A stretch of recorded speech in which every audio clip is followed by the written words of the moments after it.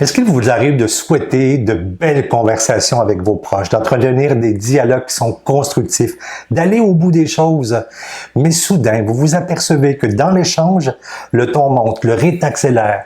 Et là, il y a quelque chose qui vous échappe et vous allez tout droit dans le conflit, dans la dispute, alors que ce n'était pas ce que vous souhaitiez.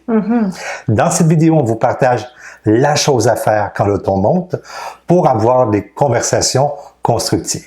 Vous savez, on demandait à Marshall Rosenberg, le fondateur de la communication non violente, Marshall, donne-nous tes meilleurs trucs, tes meilleurs conseils pour améliorer nos communications. Alors il a dit, très bien, je vous donne 3 précieux conseils.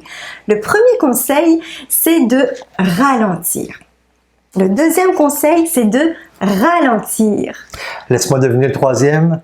Ralentir. Et oui, vous l'aurez compris, un des précieux conseils de la communication non violente et de Marshall, c'est de ralentir. Pourquoi? Parce que quand on est dans le feu de l'action, on écoute quelqu'un, ça vient jouer des fois sur des choses à l'intérieur, on veut riposter, on veut donner notre avis, on veut donner notre opinion et on est de moins en moins à l'écoute.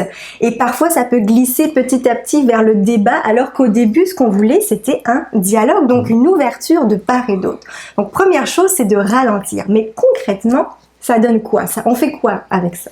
Tout d'abord, c'est de savoir qu'en ralentissant, ça va permettre aux choses de se déposer. Quand c'est réactivé à l'intérieur de part et d'autre, ça permet à la poussière de retomber. Ouais. Et comment on fait ça concrètement, ralentir? Eh bien, l'astuce qu'on vous donne pour ralentir, petite mise en pratique. Quand l'autre vous exprime quelque chose, prenez la discipline de dire à l'autre votre compréhension de ce qu'il vient d'exprimer.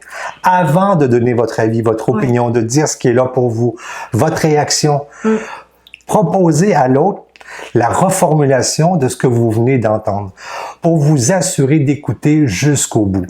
Combien de fois on va réagir à ce que l'autre dit et on n'a pas pris le temps de l'écouter jusqu'au bout.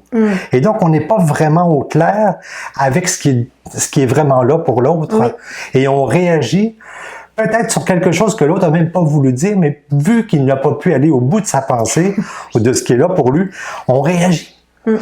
Alors, faites-vous le cadeau de développer cette discipline, de dire à l'autre votre compréhension de ce qu'il vient d'exprimer à sa satisfaction, c'est-à-dire que l'autre puisse dire « oui, c'est exactement ça que je veux dire ». Et là, vous allez pouvoir par la suite exprimer ce qui est là pour vous. En ralentissant, vous allez pouvoir favoriser une qualité d'écoute et ça change tellement nos communications. Lorsqu'on améliore notre qualité d'écoute, notre façon de comprendre l'autre, ça évite énormément de malentendus et trop souvent, on est prompt à répondre, à répliquer, à dire notre avis. Alors qu'avoir des moments de silence pour écouter, aller au bout, permettre à l'autre de se déposer, ça fait tellement la différence dans nos communications. Oui, et il y en a qui nous disent, oui, mais ça va faire bizarre si je dis à l'autre comme ça, si je lui reformule ce que j'ai compris, ça va faire bizarre dans la conversation. Alors, un autre truc, c'est que vous pouvez aussi exprimer honnêtement ce qui est là. Ça se peut que ça fait un petit bout que vous écoutez quelqu'un et vous pouvez dire, écoute, ça fait un petit moment que je t'écoute, je réalise qu'à l'intérieur de moi, il y a quelque chose qui se tend, qui se crispe et mon désir, c'est vraiment d'être dans l'écoute et de pouvoir t'écouter jusqu'au bout. Est-ce que tu serais d'accord que je te redise, que je te repartage ce que j'entends de ce que tu me dis depuis le début? Et donc là, je pose mon cadre à l'autre et je lui dis, mon désir, c'est vraiment d'être là, d'être dans l'écoute, je veux créer ce dialogue-là et donc de déposer que je veux reformuler à l'autre. Et je peux même lui dire, tu peux même me corriger si ce que je dis n'est pas tout à fait ce que tu as voulu dire. Donc là, on permet à l'autre d'aller au bout de son idée, on se donne la sécurité de part et d'autre d'avoir bien compris et donc de s'entendre et de réagir à quelque part sur les bonnes affaires. Donc c'est un truc qu'on vous donne vraiment de ralentir et dans le ralentir, c'est de permettre aux choses de déposer. On est très conscient que ça demande une maîtrise des fois intérieure, c'est-à-dire de l'autodiscipline pour dire ok, je respire là, c'est pas vers ça que je veux aller, c'est pas vers le conflit que je veux aller, c'est vraiment dans le dialogue. Alors, je respire, je reviens et je permets de dire à l'autre ce que j'ai compris de ce qu'il m'a partagé depuis le début.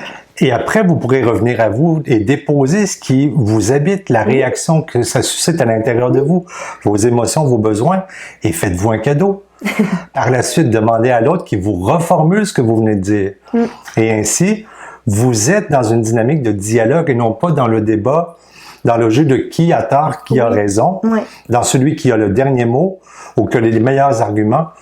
Vous êtes dans une ouverture réciproque pour vous écouter, pour mieux vous entendre.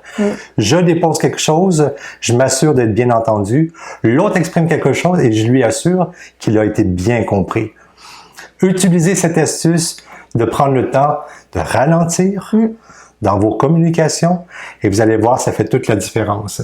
Et bien souvent aussi, si on changeait de rythme, essayez d'avoir un conflit, une dispute en parlant comme ça. Écoute, j'ai goût de te partager. C'est impossible d'entretenir un conflit si on est dans la maîtrise de notre débit, de notre rythme. Vous allez voir, c'est pas possible de s'emporter, d'exploser si on ralentit le rythme. Exactement. On caricature un peu, mais je pense que vous comprenez l'idée qu'il y a des astuces qu'on peut mettre en place qui vont nous aider à favoriser une qualité de dialogue, de rencontre avec l'autre, avec soi-même, pour des communications qui sont constructives. Alors, si vous avez aimé cette vidéo, n'hésitez pas à mettre un pouce, à la partager aussi si vous savez que ça peut en aider d'autres et aussi à vous abonner ici ou là sur notre chaîne.